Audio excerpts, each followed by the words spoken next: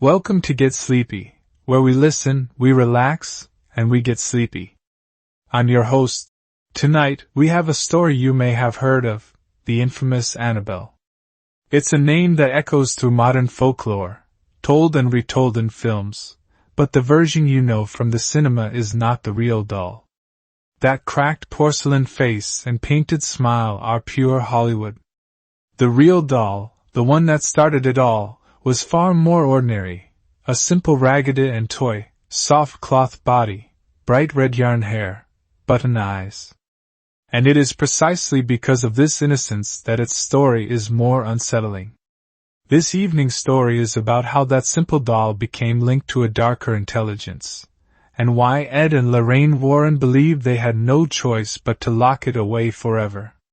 So find a comfortable position, let your body grow heavy, and allow your mind to settle. Take a slow, deep breath in, and let it out gently. Let the noises of the day fade away. Let us begin. Our story begins, not in a shadowy, Gothic mansion, but in the bright, ordinary world of 1970. We find ourselves in a small apartment in Hartford, Connecticut, a place of linoleum floors and the faint, clean scent of antiseptic. Here lived two young women, Donna and Angie. Donna, who was celebrating her 28th birthday that year, was a nursing student, and her roommate Angie was already working as a nurse. Their lives were grounded in the practical and the scientific. Their days were filled with the rigors of study, the demands of clinical rotations, and the tangible realities of caring for the sick and injured. The world of the supernatural, of ghosts and unseen forces, was likely the furthest thing from their minds. For her birthday that year, Donna received a gift from her mother, who had purchased it from a hobby shop. It was an antique Raggedy Ann doll. It was a familiar, almost nostalgic object, a symbol of a simpler time. With its floppy body, yarn for hair, and flat, expressionless button eyes, it was meant to be a charming piece of decor. Donna, appreciative of the thoughtful gift, placed it on her made bed in her room, a cheerful splash of color against her comforter. For a short time, that is all it was. An object, perfectly still and perfectly silent, a quaint and motionless spectator to the daily routines of the two young nurses. But the quiet in that small apartment was, according to the story that unfolded, about to be disturbed in the most profound way. The stillness, it seemed, was only temporary. An unseen current was beginning to stir. Allow your shoulders to loosen, and let your body sink further into comfort, as the story begins to unfold. Section 1. The Subtle Inception of Fear. The first reported incidents were small, almost imperceptible, so minor that they could be easily dismissed as tricks of the mind or memory. Donna would leave for a long shift at the hospital, leaving the doll propped against the pillows on her bed. But upon returning, exhausted and ready for rest, she and Angie would find it in a slightly different position. Its soft legs, once straight, might now be crossed at the ankle. Its cloth arms, left resting at its sides, might be found folded neatly in its lap. At first, they offered themselves 100 logical explanations. The human mind craves order and reason, especially the minds of two women trained in medical science. Perhaps one of them had moved it without thinking, tossing a coat or a bag onto the bed and shifting its position. Maybe the vibrations from a passing truck on the street below had caused it to slump into a new pose. These were comforting thoughts, anchors to the rational world they knew and trusted. For a while, they were enough to quell the tiny flicker of unease. But the small changes continued, day after day. A tilted head one evening, a leg draped over the side of the bed the next. The gentle unease began to grow, like a quiet hum beneath the floorboards.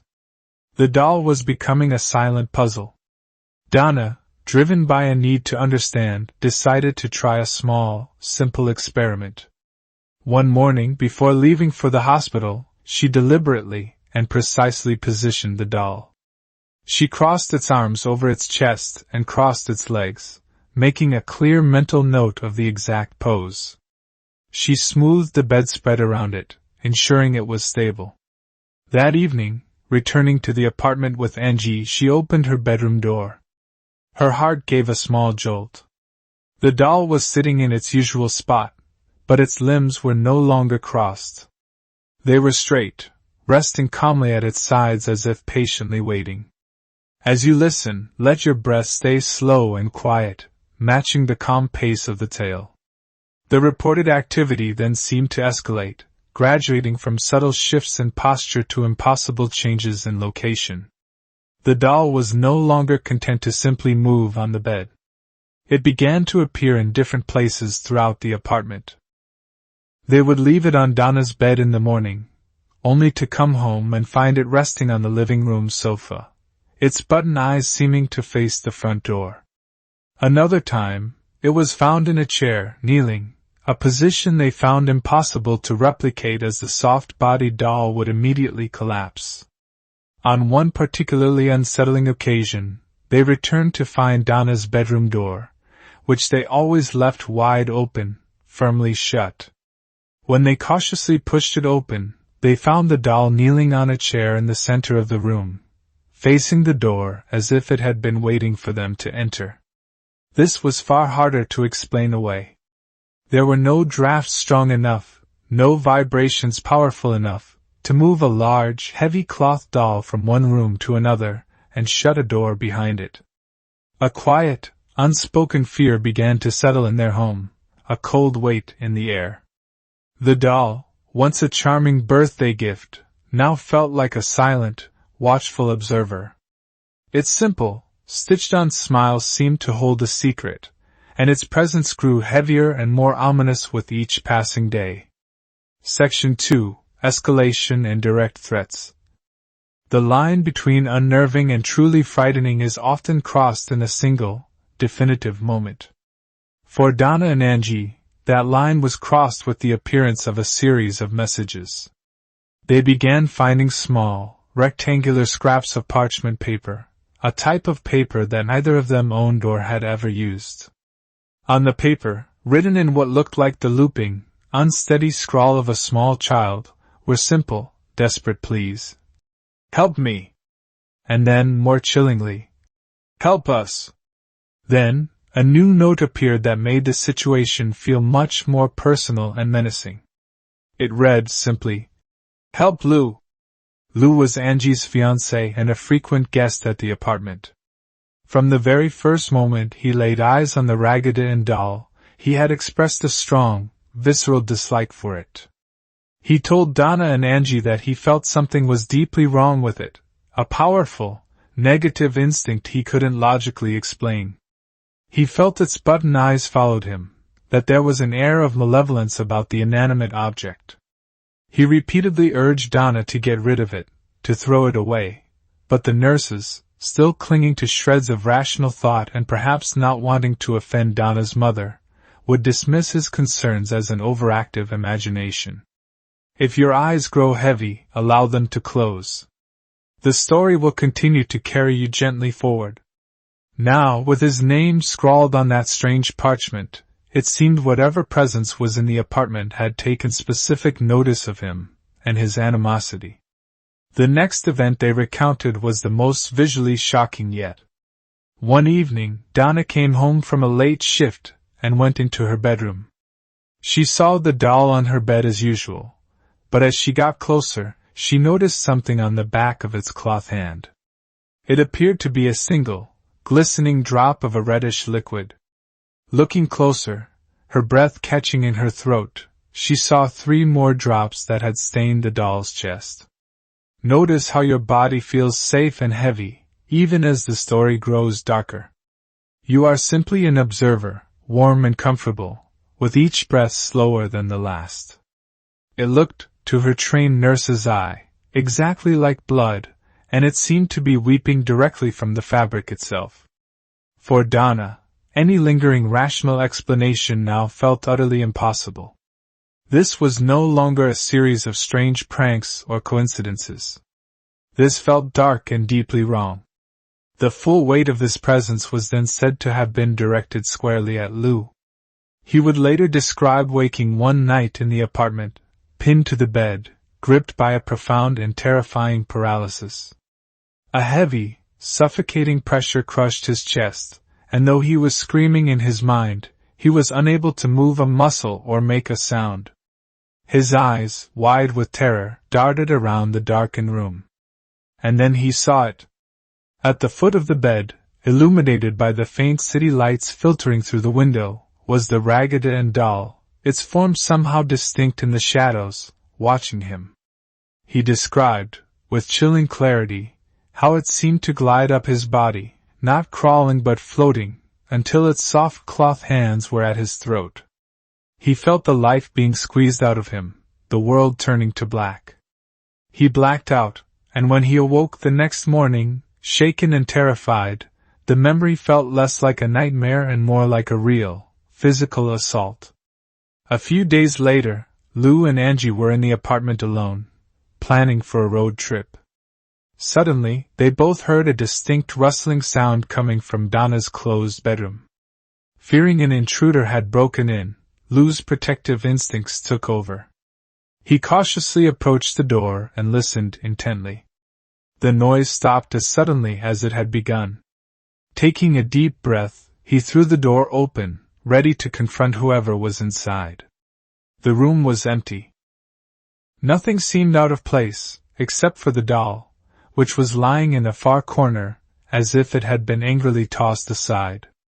As Lou stared at it, a wave of cold dread washing over him, he suddenly felt a searing, intense burning sensation across his chest.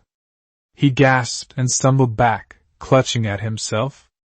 He said he felt a presence right behind him, but when he spun around, no one was there. He unbuttoned his shirt, his hands trembling.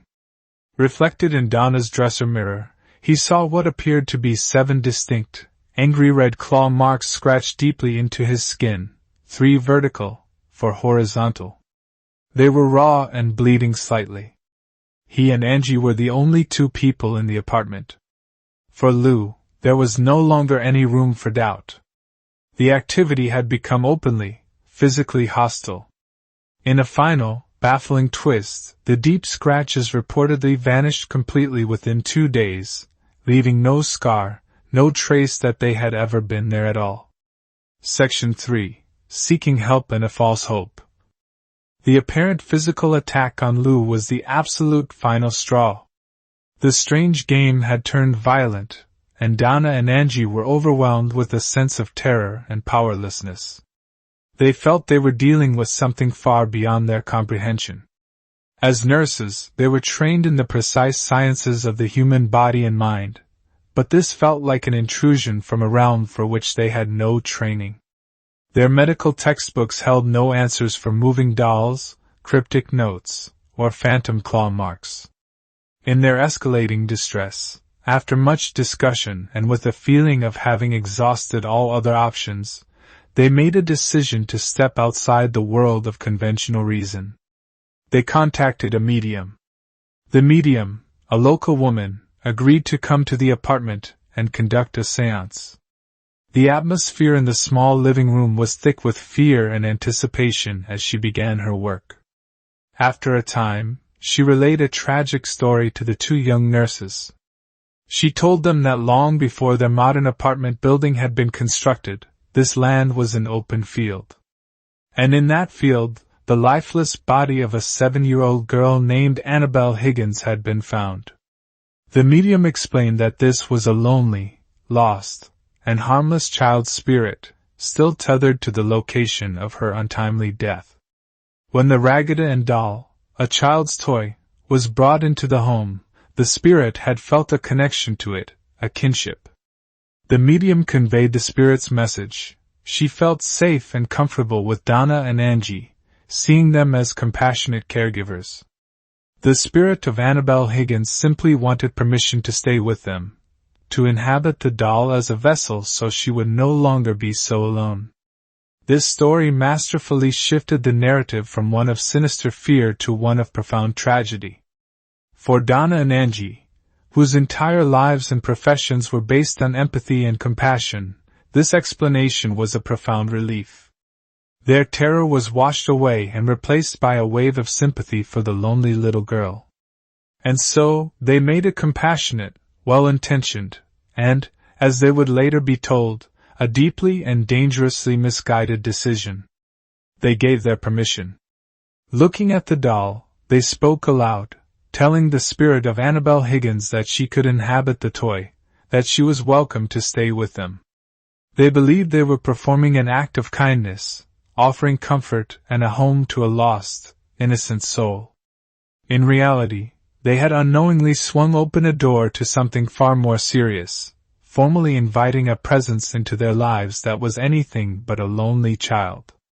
The activity in the apartment was about to become much, much worse. Let yourself release any lingering tension, knowing that here, in this story, you are both safe and calm. Section 4. The Arrival of the Experts. Granting the spirit of Annabelle Higgins permission to stay did not bring the peace and quiet the nurses had hoped for. It did the opposite. The phenomena in the apartment reportedly escalated dramatically, as if the permission they had granted had unlocked a new level of power for the entity. Objects were now said to fly across the room with startling force. Heavy chairs would be found overturned. A constant and oppressive feeling of a negative presence filled the apartment, making it feel cold and unwelcoming. The comforting story spun by the medium had dissolved entirely, revealing a much more frightening and aggressive reality. The sense of being watched was now accompanied by a tangible feeling of being threatened. Donna knew she had made a terrible mistake. She realized she needed a different kind of help, one rooted in a much older tradition of dealing with such forces. She contacted an Episcopal priest from her local church, Father Hagen. Alarmed and disturbed by the intensity of her story, the moving doll, the physical attacks, the escalating phenomena after the séance, he felt the situation was beyond his own expertise. He referred the case to his superior, a Father Cook. Recognizing the potential gravity of the situation and the genuine terror in Donna's voice, Father Cook made a call to two people who specialized in precisely this type of disturbing phenomenon, Ed and Lorraine Warren. At the time, Ed Warren was a well-known, self-taught demonologist and a dedicated investigator of paranormal phenomena, recognized by the Catholic Church as an expert. His wife, Lorraine, was a gifted and respected clairvoyant, capable of perceiving things beyond the scope of normal senses. Together, they had investigated countless strange and disturbing cases, building a reputation as the foremost experts in their field. When they arrived at the Hartford apartment, they were met by three deeply frightened young people, Donna, Angie, and Lou. The air in the apartment was heavy and tense. Ed began his methodical process, sitting down with them and having them recount the entire story from the very beginning, listening carefully to every detail, no matter how small. Lorraine, meanwhile, moved quietly through the apartment, her senses open. She would later say that she felt a profoundly negative presence, something inhuman and chillingly malevolent. It was not the light, sad energy of a lost child, but a heavy, dark spiritual blight that seemed to cling to the very walls, and most intensely, to the Raggedy Ann doll sitting on the bed. Section 5. The Demonic Revelation. After listening patiently to the complete, harrowing story, from the first subtle movements of the doll to the bloody scratches on Lou's chest, Ed Warren looked at the three terrified young adults and offered them a very different, and far more terrifying, explanation. First things first, he began, his tone serious and direct. There is no Annabelle. The story of the little girl, Annabelle Higgins, he explained, was a complete fabrication, a clever and classic deception fed to the medium by the very entity they were dealing with. There was no ghost of a 7-year-old child. He then laid out a core belief from his and Lorraine's extensive work. In human spirits, which he identified as demonic entities, do not possess inanimate objects like toys or houses, they possess people. The Raggedy Ann doll was not, and had never been, possessed. It was being manipulated. It was simply a conduit, a prop being used to get their attention, to create the illusion of a haunting, and to psychologically wear them down. Ed described a grim, three-stage process of demonic attack. The first stage he called Infestation. This involved all the subtle, initial activity, the moving doll, the mysterious notes. These events are designed to instill fear, curiosity, and confusion, to make the inhabitants question their own sanity and to open their minds to the possibility of the supernatural. The goal is to get noticed, to create an opening. The second stage, he explained, was oppression. This is when the activity becomes more personal, more intense, and can include direct physical and psychological phenomena. The terrible nightmares Lou experienced, the feeling of being choked, the flying objects, and the shocking appearance of the claw marks, these were all hallmarks of the oppression stage, designed to terrify, weaken, and isolate the victims. But the ultimate goal, Ed warned them, was the third and final stage, possession. The entity was never interested in the doll itself. The doll was a Trojan horse. The heartbreaking story of the lonely child was a cruel but ruthlessly effective trick, a mask designed to play on their compassion as nurses and trick them into granting permission. By saying, "You can stay," they had formally invited this inhuman entity into their lives and home, giving it a foothold. He told them the spirit was like a parasite, seeking a human host. The entity had targeted Lou because he was a threat. His skepticism and refusal to believe the lonely girl story made him resistant. The attacks on him were meant to neutralize that threat. Ed concluded that if they had waited another few weeks, the entity might have succeeded in its ultimate goal of attaching to, and eventually possessing, one of their souls. Take another soft breath, notice the rise and fall of your chest, calm and steady as the story goes on. The real reason the doll was so terrifying was not that it was alive, but that it was being used as a sophisticated tool by something that sought to consume and destroy a human life. At Ed's request, Father Cook performed a formal Episcopal blessing, a rite of cleansing, throughout the apartment. As the powerful prayers were recited, the three residents later reported that a tangible sense of peace finally settled over the home for the first time in months. The heavy, oppressive atmosphere lifted. But the problem of the doll remained. It was a contaminated object, a focal point for the entity. Donna wanted it gone, immediately and forever. The Warrens agreed. The only safe course of action was to take it with them. Section 6. Containment and Lingering Danger. Ed Warren would often speak of the harrowing drive home that night, from Hartford to their house in Monroe, Connecticut. Suspecting that the inhuman entity was still attached to the doll and would try to cause a fatal accident, he deliberately chose to take the quiet, winding back roads instead of the main highway. His instincts proved correct. He described the car's engine repeatedly stalling for no reason, especially on sharp, dangerous curves. The power steering would suddenly fail, and the brakes would become terrifyingly unresponsive, forcing him to fight for control of the vehicle.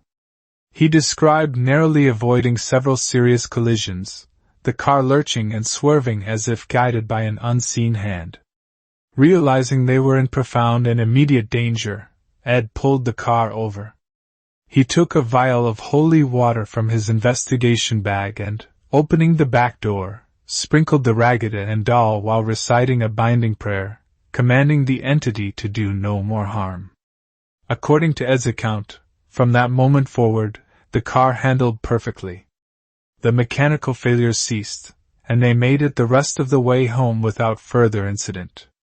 Back at their house in Monroe, Ed knew he couldn't simply put the doll on a shelf. It was a spiritual conduit, an object of profound malice. In a workshop, he built a special glass and wood case for the doll, a containment unit. It was placed inside their occult museum, a separate building on their property where they kept thousands of artifacts from their most disturbing cases, intending to keep them safely contained and away from the public.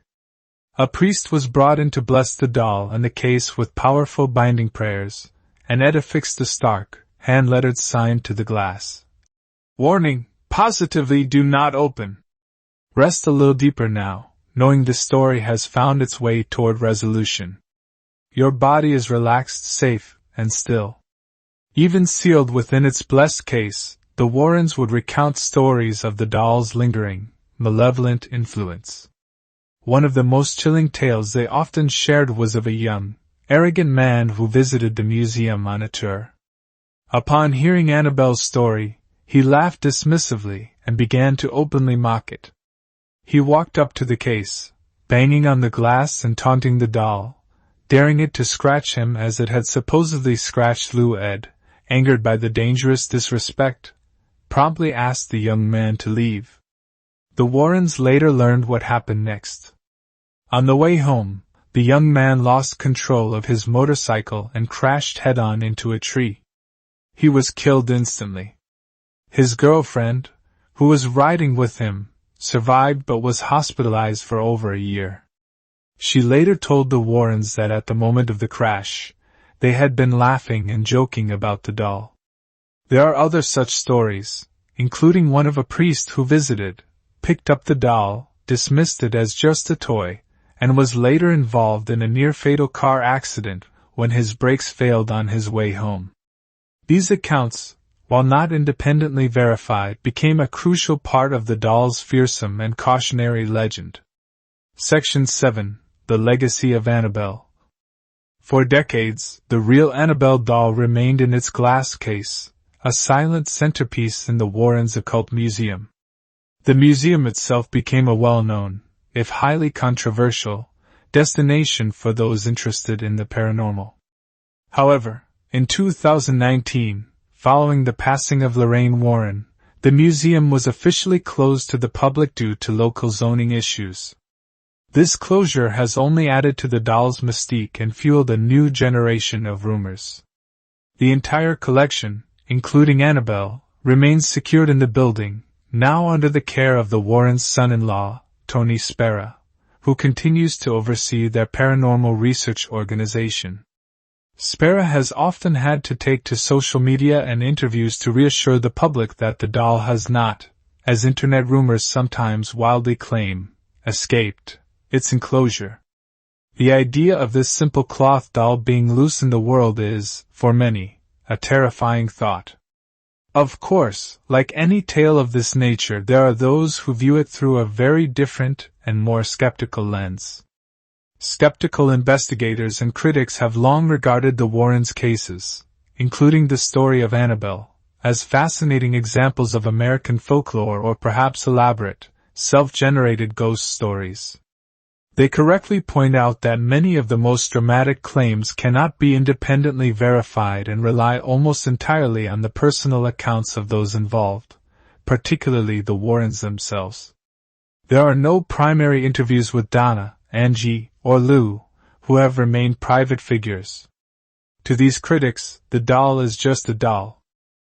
Its story is a powerful testament to the power of suggestion, the creation of folklore, and the human mind's ability to find patterns and agency where none exist. And yet, the story endures, passed down through books, interviews, and now a multi-million-dollar film franchise. It persists, perhaps, because it speaks to a deep and quiet fear, the unsettling idea that something truly harmful does not always appear monstrous or threatening. Sometimes, it wears an innocent disguise. Sometimes it has button eyes, a mop of red yarn hair, and a simple, painted-on smile. If you feel yourself drifting, that's perfectly fine. The story will settle softly around your dreams. Conclusion.